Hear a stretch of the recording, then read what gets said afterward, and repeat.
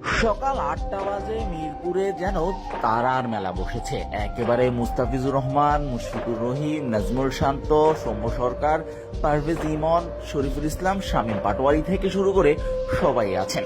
জাতীয় দল এবং এর আশেপাশে থাকা ক্রিকেটারদের জন্য ফিটনেস ক্যাম্প শুরু হয়েছে। অন্তত মুস্তাফিজুর রহমানকে এত সকালবেলা মিরপুরে দেখে আপনি অবাক হতে পারেন। সাধারণত প্র্যাকটিস ছাড়া কিংবা একেবারে রিপোর্টিং টাইম ছাড়া মুস্তাফিজকে মাঠে দেখা যায় না, অর্থাৎ তিনি স্বাভাবিকভাবে খুব একটা মিরপুরে আসেনও না। তবে দলের যখন একসাথে কোনো ক্যাম্প থাকে তখন মুস্তাফিজ সেটা আবার মিস করেন না। তাই এটা থেকে স্পষ্ট এই ক্যাম্পটা কতটা গুরুত্বপূর্ণ ক্রিকেটারদের জন্য। সাধারণত বাংলাদেশ যখন বড় কোনো সিরিজে যায় কিংবা তার আগে যখন লম্বা সময়ের কোনো স্কিল ট্রেনিং এর ক্যাম্প থাকে, তার আগে এরকম ভাবেই 2-1 দিনের ফিটনেস ক্যাম্পও থাকে।